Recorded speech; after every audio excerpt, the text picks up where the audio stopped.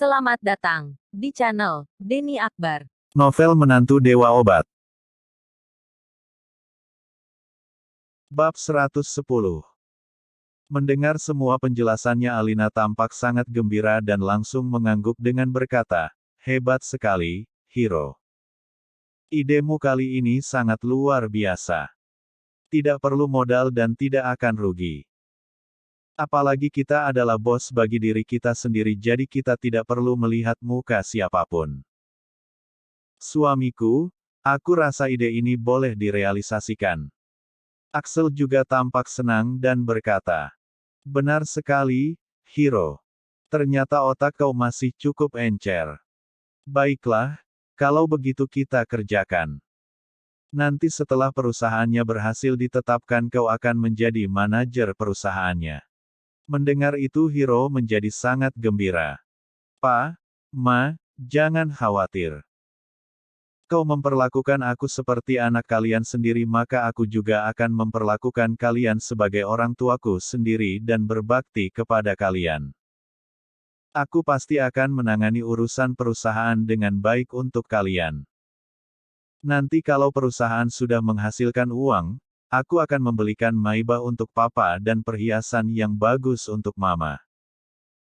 Selain itu kita juga dapat membuat grup perusahaan kemudian berlibur ke luar negeri. Pa, Ma, kalian sekarang juga sudah merupakan orang yang cukup terpandang di kota Carson, sudah waktunya untuk kalian untuk menikmati kebahagiaan. Pergilah ke tempat-tempat yang indah. Pergi semakin jauh maka semakin tinggi juga visi kalian. Sehingga nantinya kalian dapat mengobrol dengan orang-orang dari kelas atas itu. Intinya aku ingin apa yang dulu dimiliki Alex Su, kalian juga harus memilikinya. Dan apapun yang tidak Alex miliki di masa lalu, papa dan mama juga harus memilikinya." Ucapan Hiro ini membuat Axel dan Alina sangat senang dan puas. Selama ini mereka berdua telah mengalami banyak penderitaan di rumah keluarga Su dan sekarang mereka ingin meningkatkan reputasi dan gengsi mereka untuk membuktikan diri mereka di depan keluarga Su. Axel menatap Hiro dan merasa semakin menyukai menantunya ini. Pada malam hari setelah Nara pulang dari kantor, Axel segera menemuinya untuk mendiskusikan masalah pendirian perusahaan bahan obat. Reva dan Nara tampak bingung dan bertanya, "Pa, mengapa kau bisa berpikir untuk mendirikan perusahaan obat?" Axel berkata dengan tidak sabar, "Jangan banyak tanya. Nanti kau hanya perlu tanda tangan dan memberikan dananya saja." Reva berpikir sejenak dan berkata, "Pa, untuk mendirikan sebuah perusahaan obat itu tidak mudah dan tidak sesederhana yang kau pikirkan. Untuk membeli bahan obat, ada banyak hal yang perlu ditimbangkan dan tak boleh terjadi kesalahan sedikitpun. Jika sampai terjadi kesalahan, perusahaan tidak hanya harus memikul tanggung jawab yang besar tetapi perusahaan farmasi Su juga akan ikut terseret. Bisnis seperti ini tidak terlalu bagus." Axel langsung merasa kesal dan berujar, "Reva, apa maksudmu? Kami, keluarga Su sejak lahir sudah bergerak di bidang industri farmasi. Apakah menurutmu aku tidak paham mengenai bahan-bahan obat?" Kalau aku tidak paham mengenai bahan obat lalu apakah kau mengerti? Kau juga harus tahu diri sedikit. Kau ini hanya seorang petugas pembersih yang menyapu lantai rumah sakit, bukan bekerja di rumah sakit. Jangan mengira kau tahu segalanya, oke?" Reva tiba-tiba terdiam. Untuk masalah bahan-bahan obat tak ada yang lebih paham daripada dirinya. Tetapi masalahnya dia tidak dapat memberitahu Axel mengenai hal ini. Dia masih ada balas dendam berdarah yang harus diselesaikan, jadi dia tidak dapat mengungkapkan segalanya sebelum mempunyai kekuatan yang cukup. Nara berkata dengan tak berdaya, "Pa, bisakah kau berhenti merusuh? Kemarin itu baru saja menyelesaikan masalah yang $300 juta itu dan sekarang kau mulai lagi mencari masalah baru. Kau sama sekali tak mengerti cara mendirikan dan mengelola sebuah perusahaan. Untuk apa kau terjun dalam dunia ini? Axel tiba-tiba menjadi marah dan berkata, apa maksudmu? Apa menurutmu aku sudah tua dan tak berguna lagi? Nara lalu berkata dengan gugup, Pak, aku tidak bermaksud seperti itu. Axel berkata dengan marah, lalu apa maksudmu sebenarnya? Aku ingin melakukan sesuatu tetapi kau tidak mendukungku malah menyarankan aku untuk mundur. Mengapa kau begitu tidak berbakti? Alina juga menghampiri dan menghela nafas. Kemudian dia berkata, Nara, tidak mudah bagi papamu dan aku untuk membesarkan kalian berdua. Bagaimana? Bagaimana boleh kau memperlakukan kami seperti ini? Kami tidak memiliki permintaan apapun. Kami hanya ingin membuktikan diri kami sendiri saja. Selama ini papamu dan aku telah diremehkan oleh keluarga Su. Kami telah sangat menderita selama bertahun-tahun. Apakah salah jika kami hanya ingin melakukan sesuatu untuk membuktikan diri kami di depan mereka? Nara, mengapa? Mengapa kau bersikap seperti ini? Bab 111.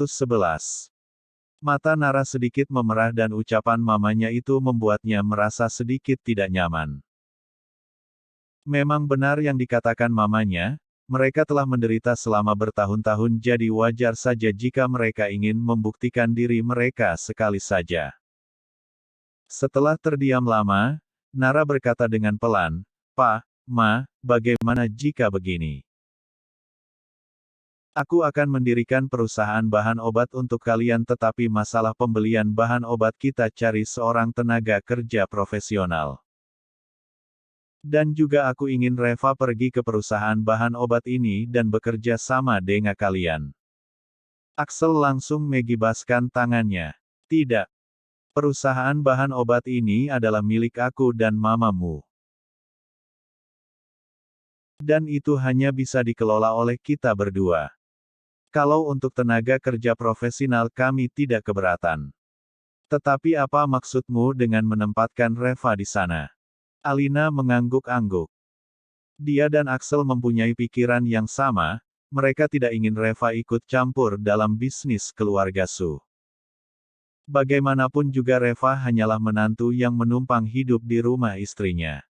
Nara berkata dengan tak berdaya. Pak, dengan Reva ke sana dia juga dapat membantumu berbagi masalah yang mungkin timbul. Axel lalu berkata dengan marah, Nara, jadi maksudmu aku dan mamamu tidak bisa melakukannya. Apakah kau mengira kami sudah tidak berguna? Jika kau memang berpikir seperti itu langsung katakan saja. Paling-paling kita berdua tidak perlu melakukan apa-apa lagi, oke? Nara terdiam. Prasangka kedua orang tuanya terhadap Reva sudah terlalu dalam dan dia tidak dapat mengubah pandangan mereka sama sekali. Alina berkata, Nara, tak perlu mengatakan apa-apa lagi. Aku hanya akan bertanya kepadamu, apakah kau setuju atau tidak dengan masalah ini? Nara menatap Reva dan melihat Reva yang mengangguk samar kepadanya.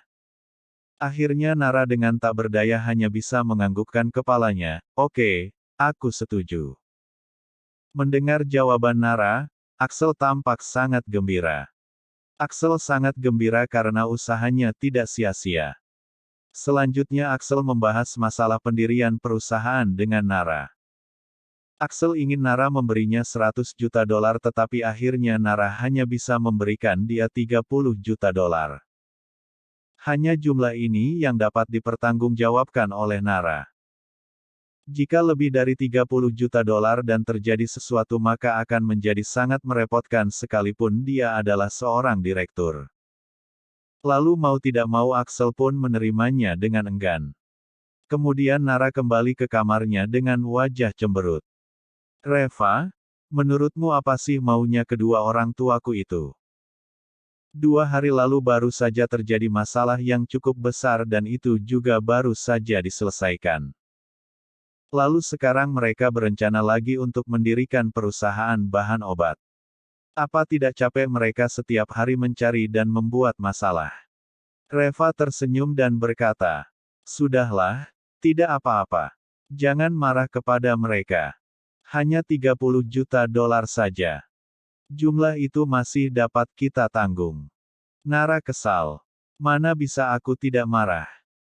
Mereka belum pernah melakukan bisnis seperti ini. Mengapa tiba-tiba mereka bisa berpikir untuk melakukan bisnis ini? Yang paling aku khawatirkan itu adalah ketidakpahaman mereka mengenai bahan obat. Jika sampai mereka ditipu lagi maka itu pasti akan merepotkan. Aku menduga ini pasti ide adikku dan Hiro lagi. Reva cemberut dan membatin.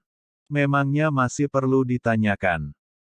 Kau tak perlu terlalu mengkhawatirkannya kalau begitu aku akan membantumu untuk mengawasinya. Nara memandang Reva dan hatinya merasa tenang. Reva, terima kasih.